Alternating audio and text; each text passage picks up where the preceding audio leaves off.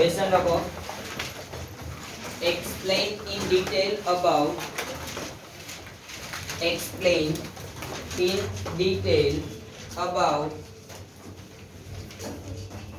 mole concept. Explain in detail about mole concept.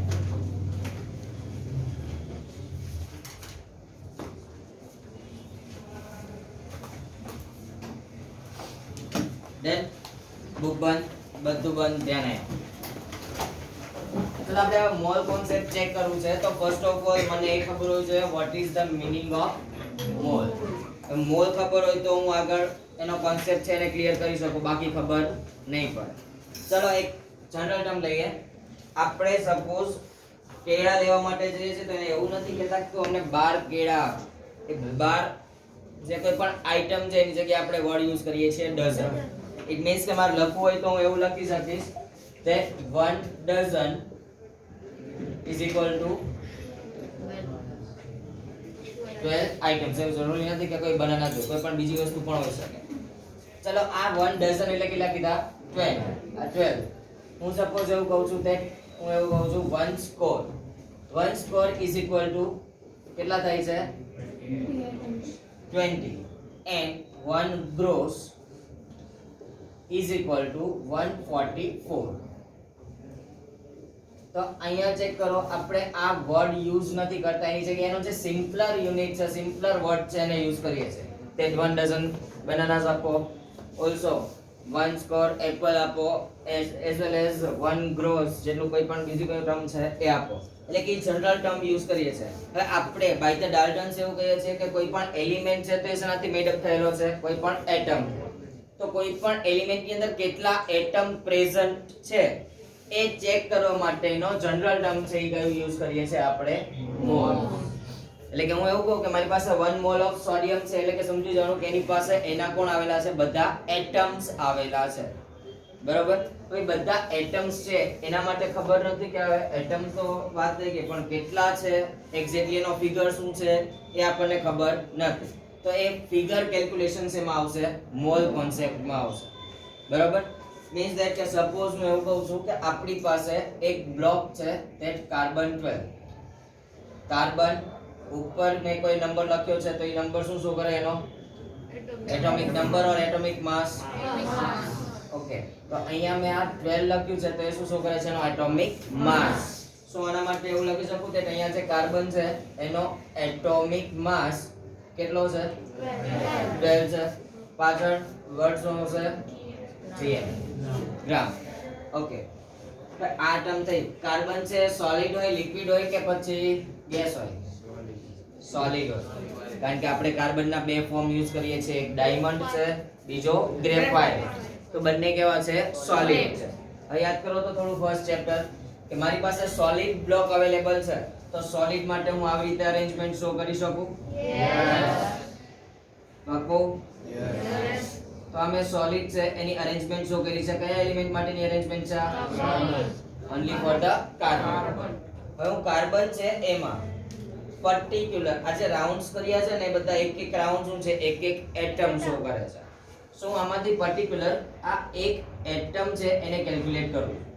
બધા items મેં consider કર્યા નથી. કેટલા આઇટમ ને? ઓન્લી 1. તો આ એક એટમ છે એનું મારે શું ફાઇન્ડ કરવું છે? માસ.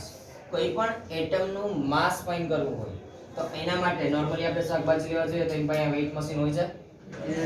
તો આપણે કોઈ પણ એલિમેન્ટ છે એના એટમ નું માસ ફાઇન્ડ કરવું છે તો એ માસ શેમાંથી મળશે?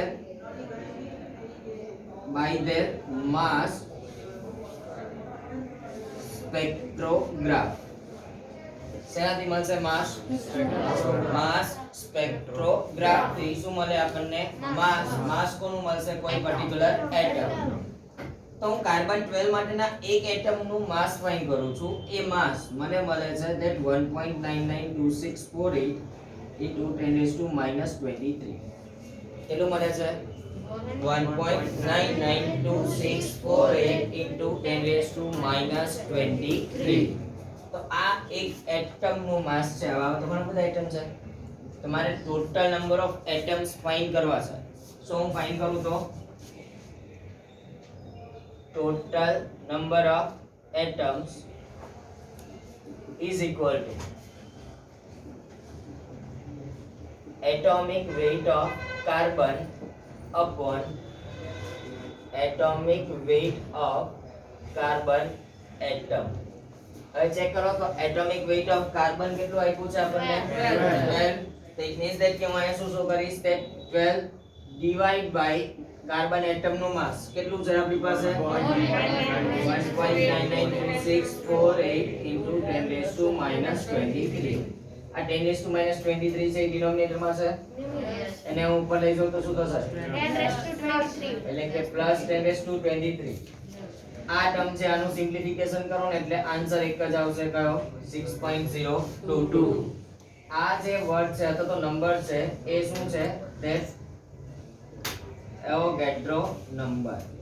શું નંબર શો કરે છે એવોગેડ્રો નંબર. અને આ એવોગેડ્રો નંબર ડિનોટ શેનાથી થશે capital N capital A. Also આને નાને શું કહેવાય 1 મોલ. શું કહેવાય આને નાને 1 મોલ. ઓલસો આને નાને શું કહેવાય atoms.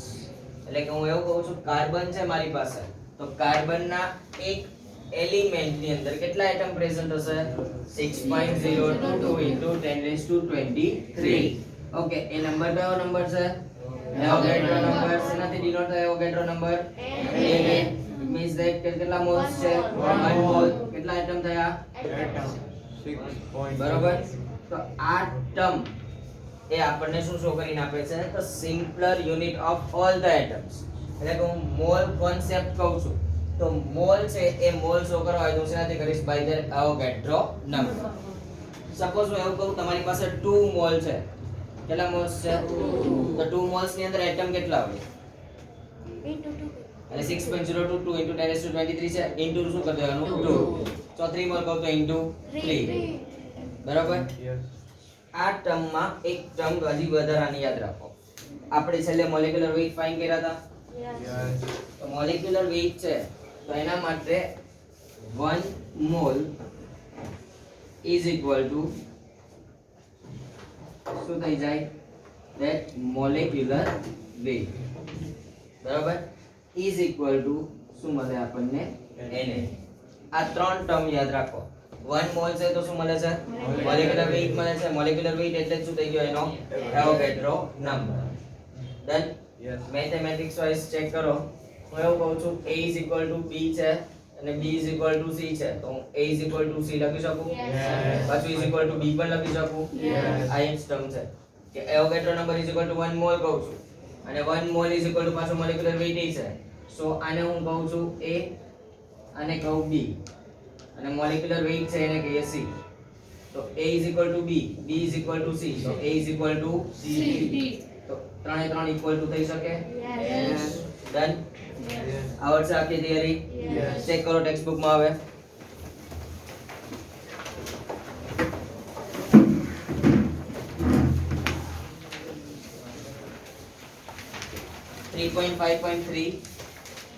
mole concept. Take an example of the reaction of hydrogen and oxygen to form water. દેખાય છે reaction 2H2 plus O2 it gives 2H2O. The above reaction indicated શું ઇન્ડિકેશન કરે છે ચેક કરો. 2 molecule of hydrogen combined with 1 molecule of oxygen છે 2H2O લખ્યું હતું sorry 2H2 plus O2. તો H2 ની આગળ 2 મલ્ટીપ્લાય છે. મલ્ટીપ્લાય જે હોય ને એને કહેવાય એનો સ્ટોઇકિયોમેટ્રિક કોએફિશિયન્ટ. તમે બેલેન્સિંગ કરવા માટે જે કોઈ પણ નંબર એડ કરો છો એને શું કહેવાય સ્ટોઇકિયોમેટ્રિક કોએફિશિયન્ટ. તો અહીંયા 2 મલ્ટીપ્લાય કરેલો છે. ઓલસો ઓક્સિજન ની આગળ કોઈ મલ્ટીપ્લિકેશન છે કે નથી ઓક્સિજન ની આગળ નથી. તો ઓક્સિજન ની આગળ કઈ જ નથી. ઇટ મીન્સ કે કેટલા થયા 1. To form 2 molecule of water જો તેમાંથી 2H2O બને છે.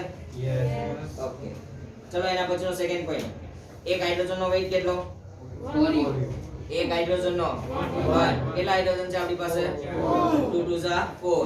તો કેટલો વેઇટ થઈ ગયો એનો 4. ચેક કરો 4u of hydrogen molecule combined with 32u of the oxygen molecule. એક ઓક્સિજન નો 16 હતો, બે ઓક્સિજન હોય તો 32 to form 36u of the water molecule.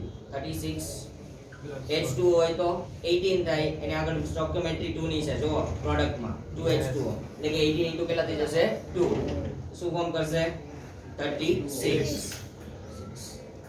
We can infer from the above equation that the quantity of a substance can be characterized by its mass or the number of molecules.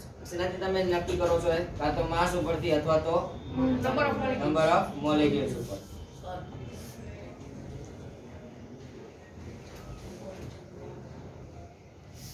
મી શું વાંચે છે દિવાલમાં? Book ની અંદર ધ્યાન નહોતું.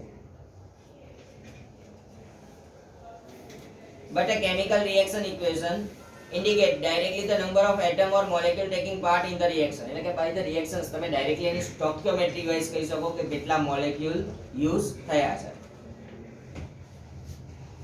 Therefore, it is more convenient to refer the quantity of a substance in terms of the number of its molecule or atom rather than their masses. એટલે કે ના માસ ચેક કરવાનો છે કે ડાયરેક્ટલી મોલ ઉપરથી જ શું કરી શકો તમે કોઈ પણ વસ્તુ ફાઇન્ડ કરી શકો. So a new unit mole was introduced. 1 mole. Mole એટલે શું થયું? Molecular weight. Molecular weight એટલે શું થયું? Avogadro number. 1 mole of any species. Atom or molecules or ions or particles is that the quantity is the number having a mass equal to its atomic or molecular mass in gram. એટલે કે 1 mole એટલે કે એનું શું થઈ જાય છે? Molecular mass. Check કરો તો વાત પાછું ડાયાગ્રામ છે ને એમાં જો લખ્યું છે 1 સેન્ટર માં છે લખ્યું છે વચ્ચે વાળું પહેલા જો 1 મોલ ઓફ કાર્બન એટમ છે 1 મોલ ઓફ કાર્બન એટમ એનો મોલેક્યુલર વેઇટ કેટલો થાય કાર્બન નો 12. રાઈટ હેન્ડ સાઈડ જો તો લખ્યું છે 12 gram of carbon atom. Left hand side જો તો એને લખ્યું છે આ 6.02 * 10^23 પાક્કું yes. Okay 1 mole of hydrogen gram કેટલા 1 મોલ્સ કેટલા 6.02 બે મોલ્સ પૂછ્યા 1 મોલ છે. એવોગાડ્રો નંબર કેટલા 6.02 જો તે નીચેના બંને પણ એ જ રીતે છે.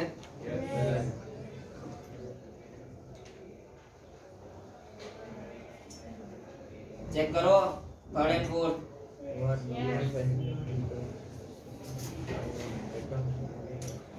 ડન. Yes, sir. Okay. चलो पेज नंबर 41 पर. The number of particles, atoms, molecule or ions present in a 1 mole of any substance is fixed. એ બધા માટે કેવો છે ફિક્સ્ડ છે. કેટલો છે with the value 6.022 * 10^23. અહીંયા આપણને ડાયરેક્ટલી આન્સર આપી દીધો 6.022 * 10^23. આવ્યું ક્યાંથી આપણને આપ્યું નથી, આવ્યું ક્યાંથી આ મેથડ. બરાબર એટલે કે આપણે હમણાં લખવાનું કહું ને એટલે પહેલા આટલી ટર્મ લખવાની, આ લખાઈ જાય પછી ટેક્સ્ટ બુક પકડવાનું. બરાબર. અનધર ટર્મ કે આ કેલ્ક્યુલેશન છે ને એ ઘરે જઈને એકવાર કેલ્સી માં કરી જોજો કે 12 / 1.99268 6.022 મળે છે કે નથી મળે. બરાબર. Okay. This is experimentally obtained value. Experimentally એટલા માટે કહે છે કારણ કે એનો એકનો માસ આપણે શેમાં ફાઇન્ડ કરીએ છીએ? માસ સ્પેક્ટ્રોગ્રાફ. This number is called the Avogadro's constant or Avogadro number represented by N0, not N0, another represented by Na. So textbook ની અંદર કરેક્ટ કરી નાખો. N0 ને આપણે શું લખવાનું છે? Na.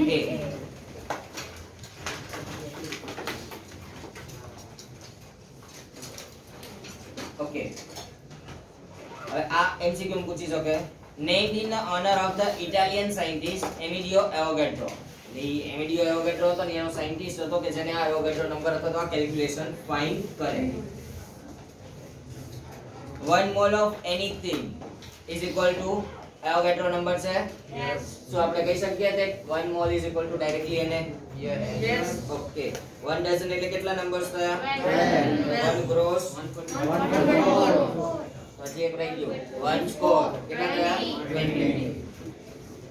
Beside being the related to a number, a mole has one more advantage over a dozen or a gross.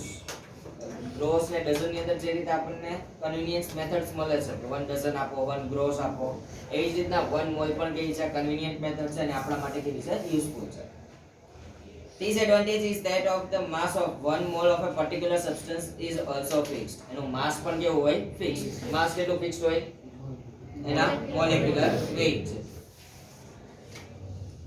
The mass of 1 mole of a substance is equal to the relative atomic or molecular mass in a grams. આ હમણાં જ લઈને આવી એની છે. The atomic mass of an element gives us the mass of one atom of that element in the atomic mass unit U.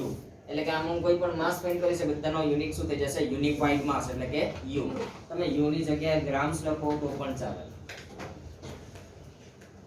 To get the mass of one mole of atom of that element, that is molar mass, and we have take the same numerical values but change in the units U to G. તમે molecular માસ find કરો છો તો G, atomic માસ find કરો તો U. તમે બંને માટે G લખો તો વાંધો નથી, પોસિબલ છે. Molar mass of the atom is also known as the gram atomic mass. Underline. આને મોલેક્યુલર વેઇટ ને હું શું કહી શકું ગ્રામ એટોમિક માસ પણ કહી શકું. For example atomic mass of hydrogen નો માસ કેટલો 1 યુનિટ જગ્યાએ લખો તો 1 ગ્રામ. 1 u hydrogen has only one atom of hydrogen and 1 gram of hydrogen has a 1 mole of atom. Means that કેટલા થયા 6.02. તમે એવું કહ્યું તમારી પાસે 1 મોલ ઓફ હાઇડ્રોજન છે તેનો વેઇટ કેટલો 1 ગ્રામ ઇઝ ઇક્વલ ટુ Na એટલે એને કેટલા છે 6.02 ડન. 1 મોલ ઓફ ઓક્સિજન હોય તો O2 1 મોલ ઓફ O2 તો અહીંયા 32 O2 છે તો અહીં કેટલા થઈ જશે 32 પણ આ તો કારણ કે મેં 1 મોલ જ કીધું છે. અહીંયા ચલો એવું કહું છું 2 મોલ ઓફ ઓક્સિજન એટમ ખાલી O તો અહીંયા 16 આવશે પણ અહીંયા શું થઈ જશે 2 into 6.022 બરાબર. Similarly 16U oxygen has only one atom of oxygen એટલે કે એની પાસે પણ 16 ગ્રામ છે અથવા તો 16 યુનિફાઈડ માસ છે તો કેટલું થશે 1 મોલ અથવા તો 1 ઓક્સિજન એટમ. તેના એવોગાડ્રો નંબર કેટલા થાય સેમ કયા 6.022. To find the gram molecular mass or molar mass of a molecule we keep the numerical value of the same as the molecular mass but simply change the unit as shown in figure ઉપર કયું છે from U to G. આપણે બંને માટે G લખીએ તો કોઈ problem નથી. For example, as we have already calculated molecular mass of water, કેટલું છે H2O નું 18, 3 hydrogen 16 oxygen like 16 plus 2 કેટલા થઈ જશે 18. From here we understand that 18U of water has only one molecule of water. One molecule કયો કે one mole કયો બંને ટર્મ કેવી છે સિમિલર. તો વોટર ની અંદર એટમ કેટલા હશે એટમ્સ કેટલા હશે Avogadro number. Chemists need the number of atoms and molecules while carrying out the reactions, and for this they need the relate the mass in grams to a number of moles, or it is done as follows. જો તો આના line લેખી છે 1 mole is equal to Avogadro number is equal to molecular mass. બરાબર આવડશે okay. એના પછી થોડું અલગ છે. Thus a mole is the chemist's counting unit. કોઈ પણ કેમિસ્ટ એનો કાઉન્ટિંગ યુનિટ કોણ હોય mall. The word mole was introduced around 1896 by નામ વાંચો વિલિયમ ઓસ્વાલ્ડ. માં ટી સાઇલેન્ટ છે ઓસ્ટવાલ્ડ નો કહેવાય ઓસ્વાલ્ડ.